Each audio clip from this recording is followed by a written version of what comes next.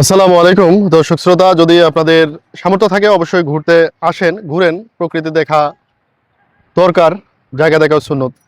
আমাদের নবী করিম সাল্লাল্লাহু আলাইহি সাল্লাম উনিও অনেক জায়গা দর্শন করেছে, অনেক জায়গা ঘুরে বেরিয়েছে। তো যদি আপনার সামর্থ্য থাকে অবশ্যই ঘুরতে আসেন, ফ্যামিলিকে সময় দিন। বন্ধের দিন হোক, সেটা যে কোনো দিন হোক না কেন, আপনারা ফ্যামিলিকে সময় দিতে পারেন। আপনার সামর্থ্য সামর্থ্য অনুযায়ী, সাধ্য অনুযায়ী, হোক সেটা কাছে বা সে হোক সেটা দূরে, যেখানে যতটুকু সামর্থ্য আছে আপনি ততটুকু সময় দিন এবং সাধ্যের মধ্যে আপনি অবশ্যই ফ্যামিলিকে সময় দেওয়ার চেষ্টা করেন।